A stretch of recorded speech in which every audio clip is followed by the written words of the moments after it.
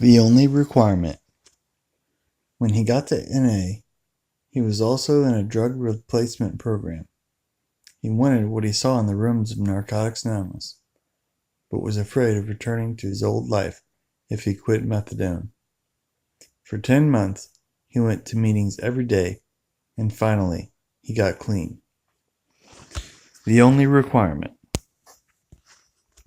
Our third tradition states that the only requirement for membership is a desire to stop using. I don't know if I had a desire to stop using when I came to my first NA meeting, but I sure had a desire to stop hurting. I was very, very tired. Tired enough to be curious about NA. Tired enough to listen. At my first NA meeting, something very powerful happened to me. I met addicts who were recovering. I knew lots of addicts, of course. I had been on the streets for years at that point, and every person in my life was an addict. But all of my addict friends were still using. I had never met a clean addict before. This was something very new and attractive to me. These people shared their stories, and I identified it instantly. Clearly, they were people like me. The only difference was there were something else going on in their lives besides the daily struggle to score, and stay out of jail. They shared about living in recovery. There was a light on behind their eyes, and the lives seemed to be full of hope and possibility. At that first meeting, I was the last person in the circle to share. I identified as an addict, but stated truthfully that I had a lot of reservations about not ever using again.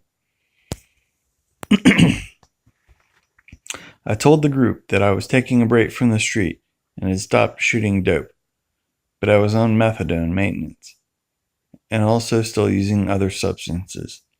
To my surprise, no one judged me.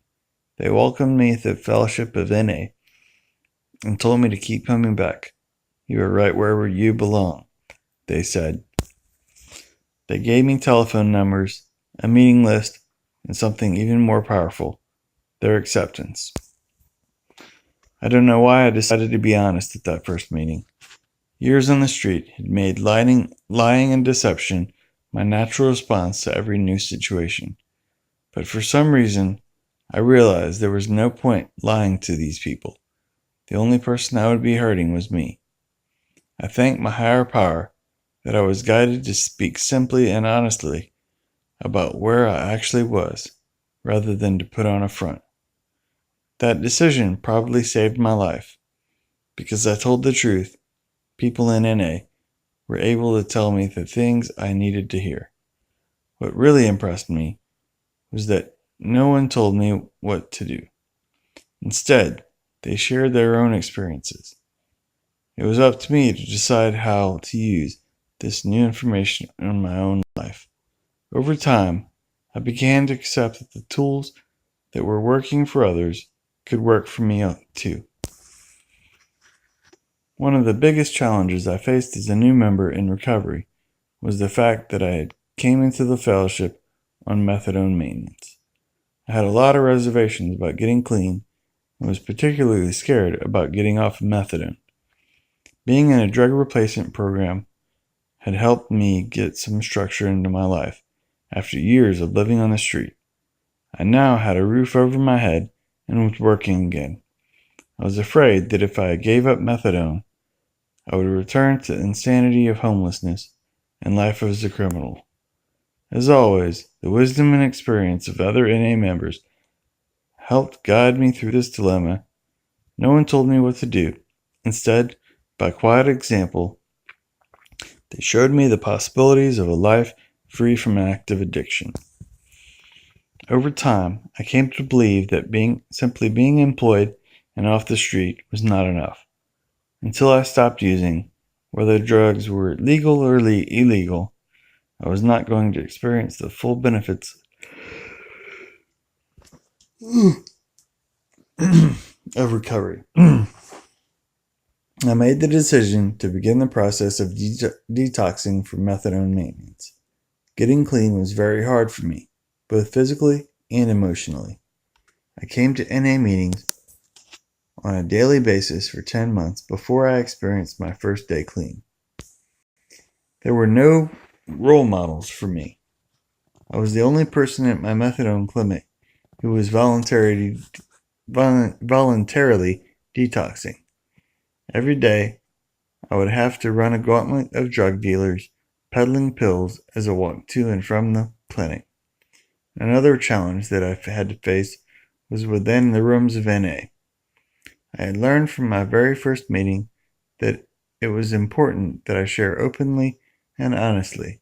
When I shared, I told the truth. I was not yet clean, but I was working really hard to get there. To my surprise, some people were really upset when I shared in NA meetings. One person came up to me after a meeting and told me I had no right to share until I was clean. I was really confused and hurt the first time this happened. It was the first time I had not felt welcome in NA. Fortunately, an older member overheard the exchange and took me aside. She told me that the only requirement for membership was the desire to stop using. She reassured me, "You just keep coming back, honey. You're right where you belong." I thank my higher power that I listened to her message of love and acceptance. I did keep coming back. Every time I talked about my struggle and my doubts, members would share something from their own experience that was helpful to me. The wisdom and experience of other NA members was critical to the process of my getting clean.